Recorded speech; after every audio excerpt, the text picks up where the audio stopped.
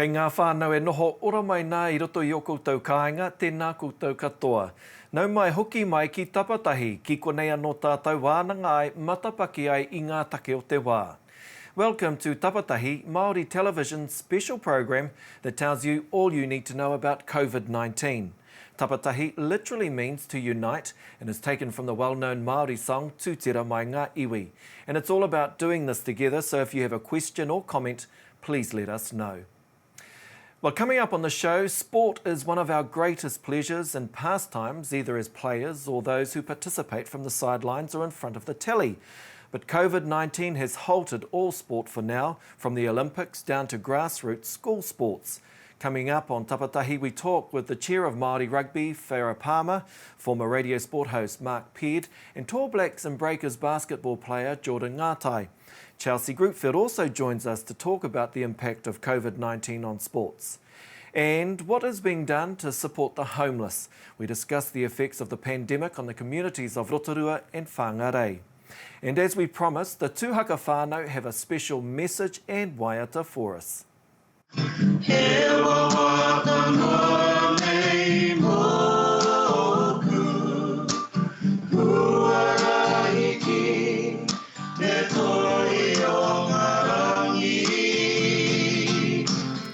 But first, here's what you need to know in 30 seconds. Well, it's day 19 in lockdown. A man in his 80s has passed away, taking the total number of deaths to 5. This is the third death associated with the Rosewood Rest Home cluster. There are now 33 cases with connections to the Rosewood Aged Residential Care cluster. There are 19 new cases, 15 are confirmed, 4 are probable, 111 are confirmed as Māori and 59 as Pacifica. 75 have recovered, which takes our new total of cases to 1,349. 15 are in hospital, including 4 in ICU, and 1 is in a critical condition. Almost 63,000 people have been tested. Police have confirmed they'll be prosecuting 64 people for being in breach of the Civil Defence Emergency Management Act or the Health Act over Easter. The Prime Minister has signalled there'll be some significant announcements over the next 3 days, including a report from Treasury on how COVID-19 is affecting the economy and unemployment. On Thursday, she'll announce what a level 3 will look like, but she once again ruled out any early end to the current lockdown, which is due to finish on April 22. Well, to our first kaupapa this morning, sport. It's one of our greatest pleasures and pastimes, either as players or those who participate from the sidelines or in front of the telly. But COVID-19 has halted all sport for now, from the Olympics down to grassroots school sports. But already steps are being taken to ensure we can resume our sporting obsession as soon as possible. The government has given national sports organisations certainty that their current funding will continue into the new financial year. The government is also working on a sports recovery program. With me now to discuss the effects on Māori rugby is Whai Palmer, the chairperson of New Zealand Māori Rugby. Tēnā rau atu koe. Kia ora. Tell us what the impact is going to be. We know the immediate impact with sports, with rugby, fixtures, events, competitions, etc. have been put on hold. What is likely to be the medium to long-term effect, do you think, of COVID-19 on rugby in particular? Well, first of all, the health and the auroa of our people is most important. So I'm really appreciative of everyone's efforts to make sure that we stay in isolation. And I think initially it's been quite challenging for rugby and Māori rugby in particular. We've had a couple of Zoom meetings with our Māori rugby stakeholders, and they're all missing the fact that they can't get out there and throw the ball around with their mates and their whānau. So we really appreciate that this is challenging for some who like to keep active and love the game. But I think it's been really good how New Zealand Rugby and Māori Rugby has responded. We're doing a lot of TikTok. We're all getting online and doing what we can, showing what you can do in your own little bubble in terms of keeping your rugby skills up and keeping engaged. And we've got a lot of our key players doing stuff online. We've got Isolation Nation and seeing the likes of TJ Perenara and Nehe showing that they're taking this time to learn te reo Māori and show that you can do things as well. Medium term, I think we've got a recovery package. If we come out of isolation, what are our options? We may be looking at playing in front of empty stadiums.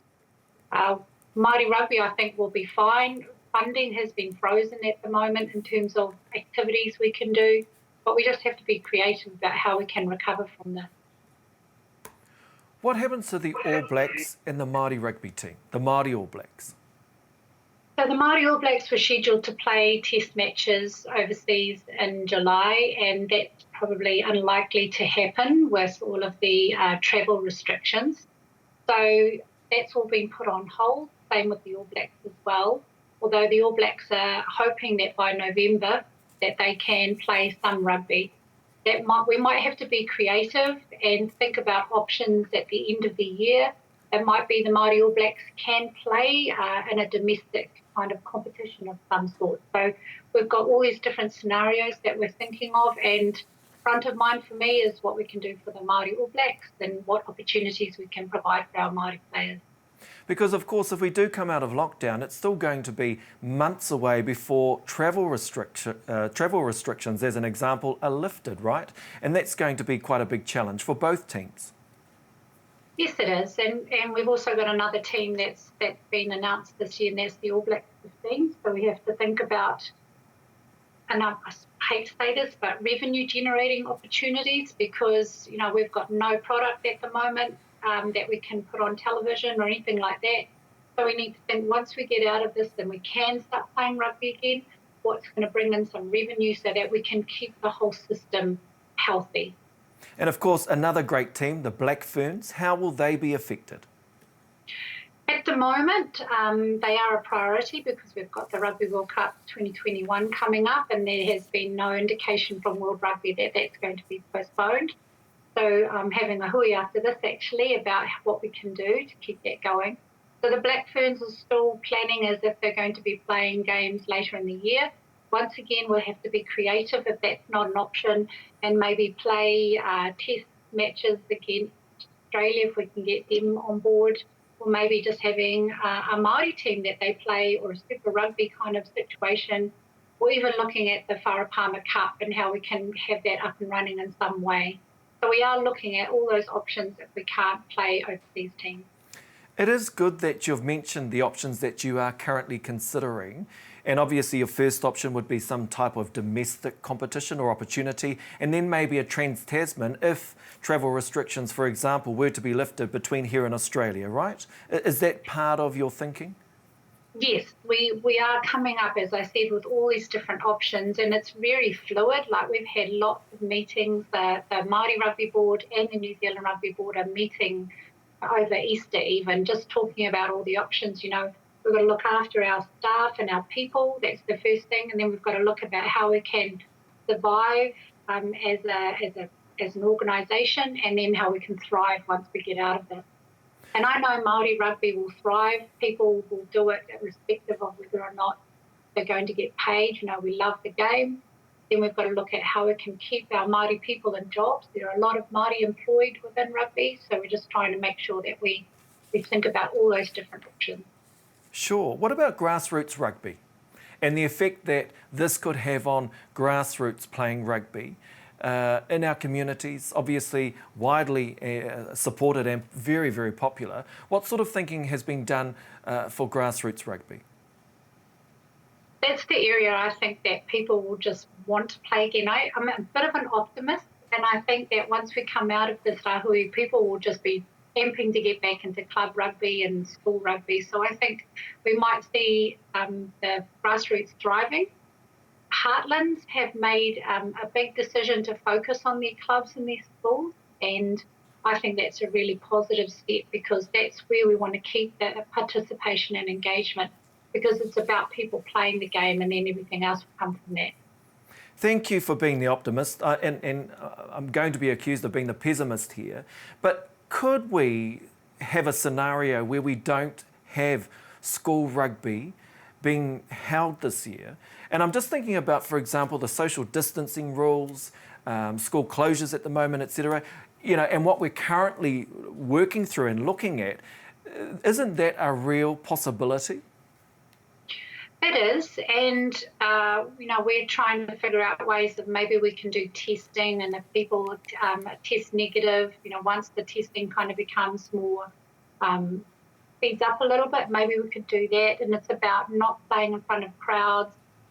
But there is always this fact that it's a contact sport. We have other options, we've got ripper rugby and those kind of things. So maybe it's about playing a game that's not so much about contact, more about the skills. We're coming up with different options and ways of playing the game, which still requires some ball skills, but maybe not so much contact. So we are thinking about all those different scenarios. And I think it won't just be rugby that will be affected by that. I think it'll be all sport if that social distancing becomes an issue. And that's probably a great note to leave it on. Whara Pāma, thank you very much for your time this morning. We do really appreciate your insights and for joining us and giving us your time. Tēnā rau atu koe. Ngā mihi, kia ora. Players and spectators alike are coming to terms with a life without sport for now. With me is former radio sport host Mark Peard and Tall Blacks and Breakers basketball player Jordan Ngātai. Tēnā kōrua, kia ora. Kia ora. Mark, let's begin with you. How has COVID-19 had an impact on you personally? Let's start there and then we'll go a bit wider. Okay. Well, for me, broadcasting sport was my livelihood. It had, I'd moved my family up to Auckland to chase a career in sports broadcasting and sports emceeing, and just so quickly as it all dissolved, and it's kind of left me scratching my head thinking, where to now? Radio sport shut down a week ago, so there goes the money for the mortgage, and so did the emceeing of the Warriors when the home season at least was called off. So there goes the food for the kids, and so it's basically everything's been completely shut down because the sports can't play, and then there's no sports to cover, and only so long can you sort of interview athletes as they're at home training. So it's COVID-19's pretty much shut down everything I did for a livelihood. When did you start, or did you start seeing the writing on the wall? And rewind, if you like, a couple of months ago, a few weeks ago. Did you ever believe that you would be in your current situation? Never in my wildest dreams. I think the first time I sort of stopped to take notice was when Italy had shut down having crowds at its games of Serie A. And I remember being on air at the time, and we turned the volume up, and we were like, that's crazy. You can hear the ball being kicked. You can hear the players talking to each other. This is wild. This is crazy. This is different. And then bit by bit, I think the writing on the wall, I guess the shivers up the spine came to me when the NBA shut down. That was a real telling thing, because I guess for me as a sports fan, the NBA is like the be all and end all. So once that had problems and had to shut down, I thought this is really serious. And then it started to leak down to the southern hemisphere, and our sport started to be affected. And it just became less and less content we could cover.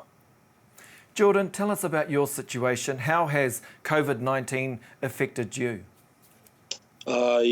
Basically what Mark said. I mean, it's tough not being able to play the sport I love. I think I just have to kind of switch my mindset up and just stick to working out in the backyard with whatever weights I have. It certainly has been tough though. Like, this is probably the longest I've gone in a while without shooting the basketball. It only gets to a certain point where you can only shoot a ball at the roof and keep it hitting the roof until you get bored with it. But I think it's tough times for everyone though. All you got to do is just try to stay positive and optimistic through it though. Now, of course, this was a big year for you. The Olympics, which we know has been postponed till next year. But of course, this was a big year for you to demonstrate your prowess too on the court, with your contract, etc. So what does that all mean for you? For sure. I mean, probably the two biggest platforms that I would have had for me to play and show more of what I can do, are kind of basically postponed and shut down until further notice. But I guess for me, I just got to keep staying positive and making sure that I trust my abilities, and hopefully others do and see that. But like I said, I just got to keep working out, doing whatever little things I can do to try and stay fit. And when the time's ready, I know that I've put in the work throughout this time, and yeah. It sounds like you're staying resolute and very optimistic about what the future lies ahead for you, which is great. Mark, let's come back to you. You hopefully will have heard Whara Pāma before this interview, a very good discussion, also thinking very optimistically about the future of rugby. Outside of rugby, what do you think the medium to long-term effects of COVID-19 is going to be on sports in general? Yeah, it's an interesting one actually, and I did get to hear her, and she spoke very positively, and I enjoyed that. I think New Zealand rugby, we can think about that just to begin with. It's probably the ultimate reset button for them, which is probably needed for some time. It became very top heavy, all about the All Blacks. Became very swayed. The money that was coming in was very much based on the All Blacks, and the clubs were missing out, and so was the sort of the local game. I think for them, they do get a chance to look now and see just that model wasn't quite how it was working, and that the players were becoming more and more expensive, and they get a chance now to sort of push that reset button and work out where they want to be investing and how we can make rugby's grassroots a lot stronger, and therefore, going forward, they'll probably be in a better opposition. And I think that's the same for most sports around the world. It did become very much about salaries and a loaded sort of model where the players were making all the money, the broadcasting rights and deals were sort of getting out of hand, and the sports were too dependent on the players playing rather than being able to be self-contained. Ultimately, I think New Zealand rugby should be looking at a model where they focus solely on Mitre 10 Cup. We need to stop worrying and looking around the rest of the world and trying to grow the game with the rest of the world. We need to be self-sustainable. We need to be able to look at ourselves, just like the NBA does, goes and gets the best players around the world. And I'm sure Jordan will have someone knocking on his door after everyone can see that ball bouncing off the gutter and get a kind of contract over there. But focus inward and have a plan where, our country can survive something like this again, and we can still put a product on, because I've got a good feeling that we'll get through this a lot quicker than the likes of the States and other countries, and we'll be able to start pumping out content to the rest of the world. And imagine that. Imagine our Mitre 10 Cup being broadcast all over the world, because we're one of the few countries that can do contact sport, because we've managed to stamp something like this out. And those broadcasting deals and that money to be made will be plentiful, because no other sports will be playing at the time. If you look around the rest of the world and the rest of the sports, I think each one will be affected differently. They'll come back. Maybe not as strong to begin with, but we'll get back into the swing of things, and people will start feeling more and more comfortable to sit down and enjoy sport. So as a result of COVID-19, we could be looking at an even stronger grassroots rugby competition, or just playing here in New Zealand, right? Totally, I think so, and I think the same can be with most of our sports, like our basketball being the same. The more inward focused we can be, the more strength we can give to our grassroots, the more encouragement we can give for our kids coming up and through. I mean, we're talking about being positive. This is a great moment for us to be positive and press that reset button where things were a little too money heavy, a little too international heavy, and we're actually really good athletes, and we're really good at covering our really good athletes. We can make great product that the rest of the world would want to buy into, and especially rugby, because obviously we have the best rugby players in the world in this country. We should be focused inwards, and if they want our product and if they want to come and play with us, then join our competition. Let's not prop up everyone else's competitions and focus on that. Jordan, could we see an even stronger basketball organisation as a result of COVID-19? Yeah, I think for sure. I mean, there's been a lot of local New Zealanders gone overseas to play, and they've also come back to New Zealand to rejoin their families and that. And maybe the situation, they end up staying in New Zealand, and then that creates a strong New Zealand league with a lot of strong local players. So what happens next for sports, New Zealand? And this is a question that I ask of both of you, because obviously we are waiting to see what happens and decisions from government to be made. But is there anything that we can be doing in our current situation? Mark? Yeah, well, I'm looking at how sports will be broadcast in the future, and I think we've been we've had the luxury of always doing it through radio and television, and in my opinion, I think we've missed a lot of the chances to be using social media to get it out there. So from the ashes rises a new way of sports broadcasting and sports content, and that's what I'm doing. I've got my Mark Dead Sports Facebook page up and running. It's we do a daily debrief show. I've got Blake Ashford, ex-Warrior, and Nathan Arere, who's a guy who I used to work with at Radio Sport.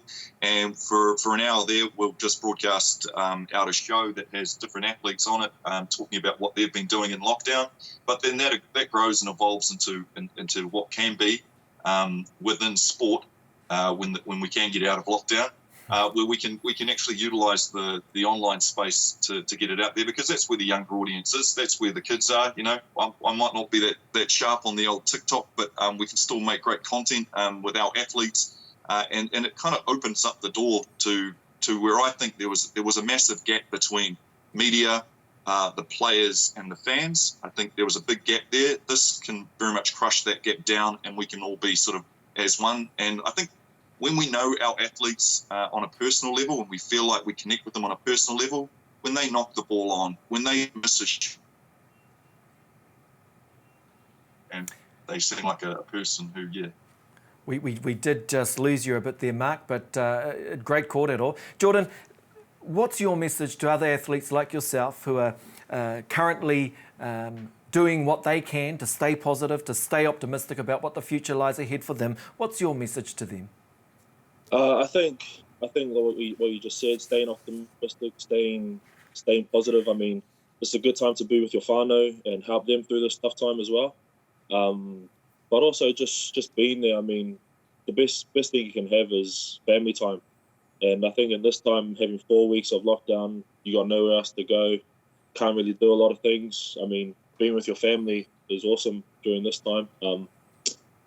And yeah, I think what Mark said about the social media, I think athletes putting what they're doing through this time during workouts, just engaging with fans is awesome, because then people get to know them on a personal level, like Mark said. And I think that's even better. Jordan Ngātai, Mark Peard, thank you very much for your time this morning. We really do appreciate it. And thanks for the positivity and optimism, I have to say too. Tēnā kōrua. Thank you. Well, at the grassroots levels, many parents, rangatahi and tamariki, devote much of their weekends to various sporting codes. But COVID-19 has left them in limbo. Chelsea Groupfield is a former Associate Director of Sport New Zealand, a triathlete who regularly competes in Iron Māori, and a netball coach and player. Chelsea, tēnā rau atu koe. No mai. Tēnā koe, Shane. Hopefully you've been listening to our previous discussions and interviews, and where we've really taken a macro view of sport at a national level. We've touched on grassroots, but I really want to get into grassroots, you know, mums and dads taking their kids out to sports, you know, at the weekends, etc. What is the impact of COVID-19 going to be, or what is the effect going to be, do you think, on that level of sport? Oh, kia ora rau atu. I want to build on the positive kōrero that was presented, and just to say that the impact is huge. We know that for our whānau. It's that intersect of, you know, the social, economic realities of what COVID-19 brings on our well-being.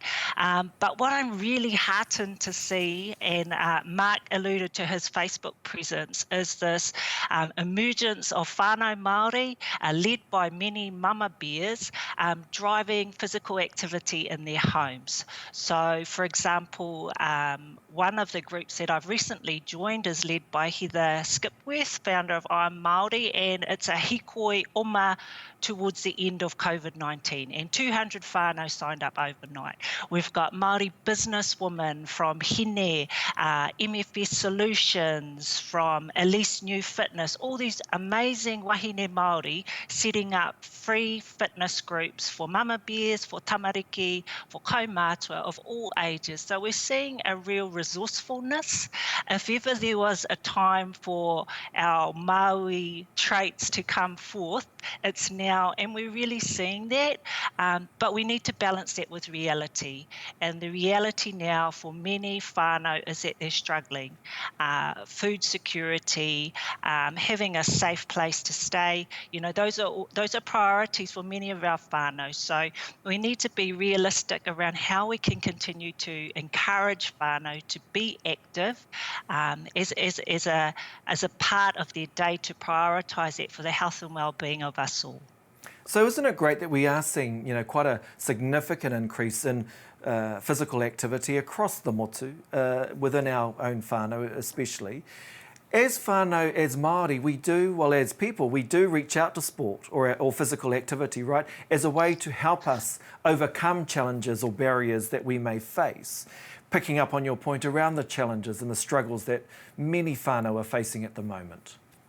Kia ora, yes, and this is nothing new for us. The challenges are always coming at whānau Māori, but what I've been really proud of is the leadership within our communities, people who have always stood up, but also people who actually never had this opportunity before, and the role and influence of social media has been huge, and I think that's going to continue until we get some more clearer direction from government around what the potential shifts will be and implications of those shifts as we move down to alert level 3, alert level 2.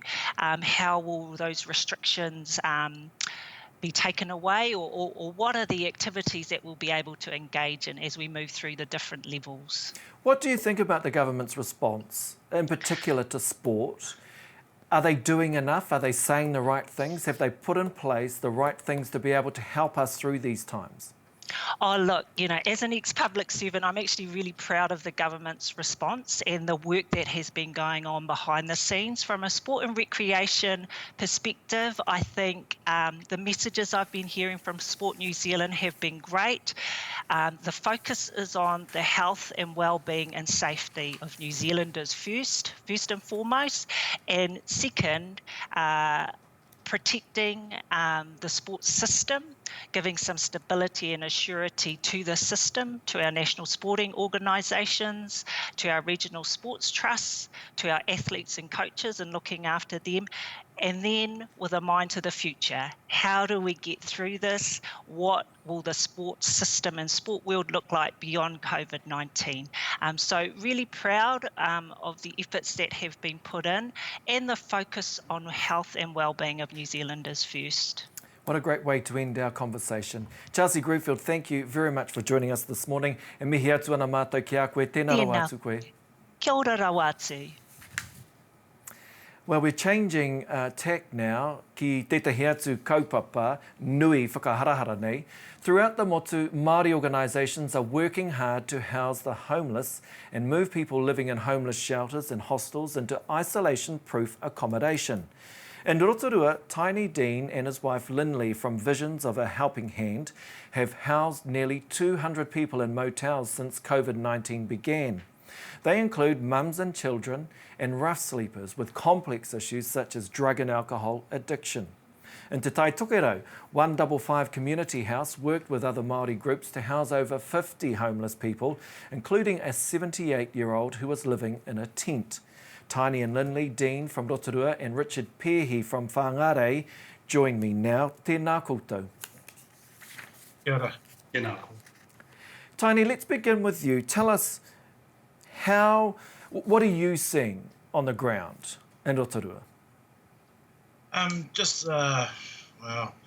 the ground with our rough sleepers, a lot of confusion, a lot of disbelief they're actually being looked after so well by the government, and time and effort that's being put into them by mental health, by us as we just treat them like whānau.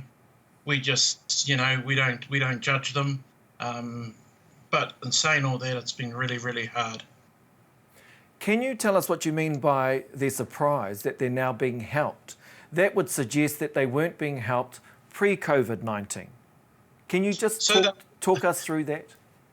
Yeah, they've always been helped. They've always been looked after. But in our CBD, where I had our night shelter, it's been quite rough with a lot of businesses around, and they were quite scoffed at over the last 3 to 4 months because of the way they were acting towards our city. So, yeah. So talk to us about these numbers. So you're saying that you've helped nearly 200 people move into motels or temporary accommodation? Yep, so we're just under 100 in Rotorua. We've got 2 5-star accommodation for them. And then we have 3 motels down in Taupo where we have our wahine and tamariki shelter down there as well, that we're looking after whānau down there as well. So, but the issues just on both Taupo and Rotorua with mental health is big, drug and addictions is big, but we're coping because of the resources that are coming in along with the mental health. We've been very, very blessed. I do want to follow up your comments around mental health shortly, but I will bring in Richard Pehi now. Richard, what is your experience like in whāngarei? What are you seeing and hearing? It's really a joint approach to helping our homeless. So we've got lots of NGOs, Māori providers, District Health Board, MSD, opening the doors to make sure that our whānau on the street are safe. And the safest place for them at the moment are motels. How many people are you putting into motels up there? So what we do in 155 is we triage the homeless. So over the last couple of weeks we've triaged 78 individuals in whānau. And out of those, we've found solutions, or supported them find solutions outside motels with other whānau, with friends, relatives, and but through motels and stuff, around about 50. Yeah. Both you and Tony work at the coalface, and so you know your communities. I'm interested to know if you've seen an increase as a result of COVID-19 of the number of people and whānau that you're working with, or what are you seeing? Richard or Tony? So like Tony said, he, we work at the coalface, so we're working with the rough sleepers.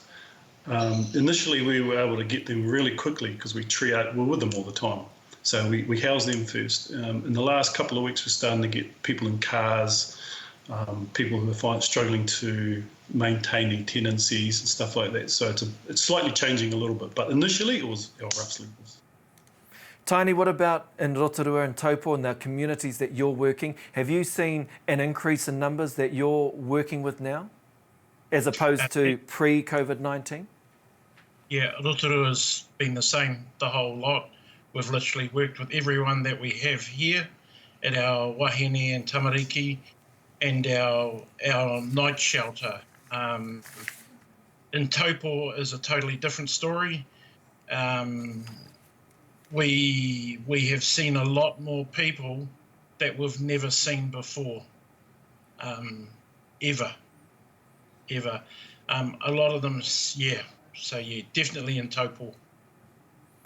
Can you talk to us about these whānau that you've never seen before? Are these whānau, for example, that have been laid off, that are no longer in employment?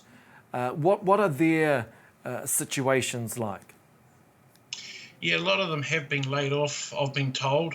I've only been down there once to set up the motels for the government, and then they've contracted the motels for us to look after. But our social workers and counsellors down there have said, yeah, they have been laid off. There has been more domestic violence that we're looking after as well, mental health, transient people coming through that have been caught out there, just a wide variety.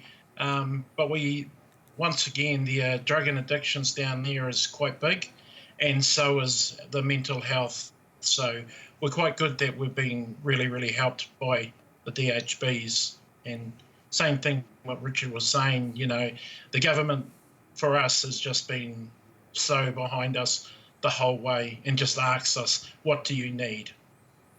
Can I ask, and again, I don't want to sound like the pessimist, but is that your experience pre-COVID-19, that you were getting the support that you need to help and support whānau from government before we got into COVID-19 and lockdown? Well, like Tiny was saying, I mean... Yep. Let's start with Richard and then we'll go back to Tiny. Yeah, we're very similar to Tiny. You know, he was set up for a night shelter, same way I work, where we have a day centre similar. So we were already set up, so it was just a matter of the government agencies to open the door to provide the next stage or the next opportunity for our homeless. So it was business as usual for us. It was just a little bit more than usual. Yeah. And you, Tiny? For us, yeah, the government, because we actually have some big numbers and stuff, and getting, you know, before the COVID, they were there. We had a few contracted rooms. We had asked for more, and hopefully after this they do come. But the COVID has been, they've been 110% behind us on this. And it's the same as the civil defence, the DHBs, mental health. You know, because of our big numbers that we have, we wouldn't have been able to cope with a lot of those without those services coming in and stuff. Well, I have to say that is great to hear. That is really great to hear. Finally, Tiny, I just want to pick up your point around mental well-being, family violence, and you're saying that you're seeing more cases of that within your communities. Is that what more needs to be done to support our whānau that are presenting or experiencing these issues? Just over the Easter weekend, I knew that quite a bit was going to pop up. Not be, you know, whānau not being able to buy Easter eggs for their kids, and mum and dad arguing. So, you know, we had 3 or 4 in Rotorua, and we had a couple down in Taupo that presented with the police bringing them in and stuff like that. For us, just working with them, making sure that things are going to be all right and providing the stuff that they needed. I've certainly learned a lot about drug and addictions as well, on when they come down, what you have to do, and what you can provide them with. And the people that are with us now are just, I back them 100% because I've never seen them so good, so well, our rough sleepers. So. Tiny Dean, thank you very much, and please also give our thanks to your lovely wife, Lindley, for all the work that you're doing, and to your wider team. Richard Peahy, the same message to you and your team. Thank you for the great work that you are doing. We appreciate both of you and your time this morning. Tēnā kōrua, ngā mihi nui. Kia ora. Ngā mihi. Kia ora, Tiny. Well, team, today's show, we bring you the Easter message and waiata from the tūhaka whānau. Due to technical difficulties, we weren't able to share their kōrero with you yesterday, but we have it today. From Ngāti Porou, based here in Tāmaki Makaurau, here is the tūhaka whānau bubble. Kia ora, my name is Cyrus. Kia ora, I'm Micah. Kia ora, I'm Tude. Kia ora, I'm Jason. Kia ora, ko Jason anō.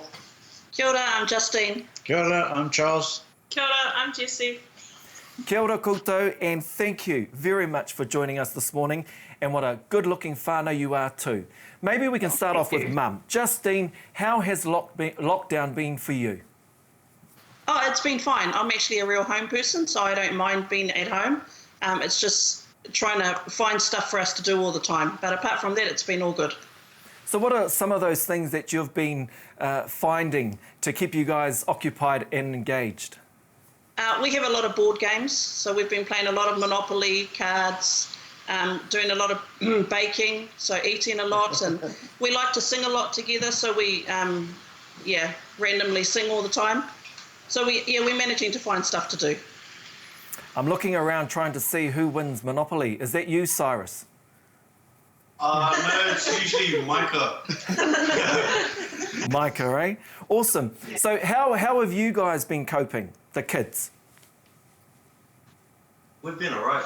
We normally just play table tennis or pull out the board games or go to our rooms, I guess. Ka pai. It sounds great. Jason, what about Dad? How have you been coping? It's been awesome. Because we're a family who loves to hang out together all the time, hasn't been stressful in that sense. So when we've had enough of each other, we just go to our own rooms and then we come back together and do something together. Can I just say it is awesome to have Granddad, Charles, part of your bubble? Granddad, how has the bubble been? How has lockdown life been for you? It's been really good. I normally work, but now, because I'm not an essential service, I'm at home. We've had some great times. We've sort of been preparing ourselves, not for this, but we've got ourselves the dartboard set up. We've got the ping pong table. We've got our garden out the back that we've been busy in as well. And if we get a bit hōhā, we just go into our own rooms or whatever. Take some time out, right? Justine, is there anything that you've learnt about yourself, about yourselves, about the whānau during the past few weeks of lockdown? I think just knowing and understanding when we need our own time out. As much as we love being together, we also recognise that there's times when we actually need to be by ourselves. And I've realised, because we've actually got another daughter as well, and our son-in-law that are living in their own place, so I've realised that I actually miss just having them being able to pop in whenever they want to. But yeah, just understanding when each other needs our own time out it's been good. And of course, I'm staring at the guitar in your lap there, Jason. Now, you've got a waiata for us. Tell us about the waiata, and then I'll let you take it away. Ka pai. So we are going to sing a song by Whai Twini Ngāwai called He Honore Nui. So like my wife said, music's quite a big part of our life, and we love to do it and enjoy doing it together. So that's our waiata for today. Well, it's over to you. Go bye.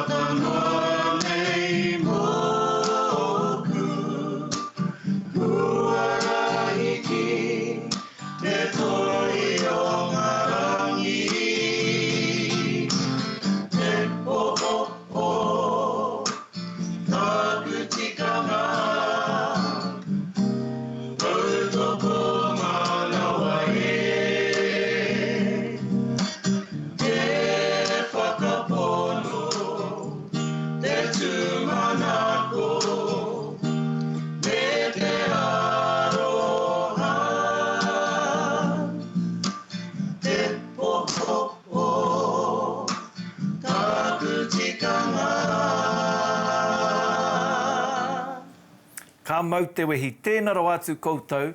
What an awesome rendition of that waiata. E pupuake ana te aroha I roto i ahau. Ngā mihi nui ki a koutou. Maybe if we can end with you, Justine. What is your advice? What's your message on this wonderful Easter Monday to whānau that are watching today? my message would be to understand the reason for this season. We're a Christian family, and we believe that that over this time back in the day that Jesus died for our sins, and he was also resurrected. So we just want to send that blessing out to everybody. Justine, Charles, Jason, and everyone else in the whānau, tēnā rau atu koutou. Thank you for joining us this morning, and enjoy the rest of the day. Kia ora. Thank you. Kia ora. And of course, that was the Tūhaka Whānau recorded yesterday on Easter Monday. Now, don't forget, whānau, we've launched a competition where you could win $1,000. All you need to do is create a 5-minute video that shows the motu what you're doing during lockdown. You just need to go to our Māori Television Facebook page, like it, and DM your video through. It's that easy. Remember, it must be fun, it must be whānau fun, and of course we'll announce the winner at the end of lockdown. E mihi ana ki ngā waha kōrero katoa I whakawātea i a rātou anō kia tātou I tēnei rā, tēnā koutou I te rangatira o ngā mahi e mahi ana, mo te aha, mo te pānga me te oranga o te iwi whānui. Tune in tomorrow because we bring you a special waiata. It's been produced by a group of amazing Māori musicians like Rob Ruha, Troy Kingi, Stan Walker, Pere Wihungi, Ria Hall, Holly Smith and so many others. And it's all about staying safe during lockdown. Koe nā tapatahi mo tēnei rā kia piki te ora te kaha me te māramatanga kia koutou katoa. Hei ko nā mo tēnei wā.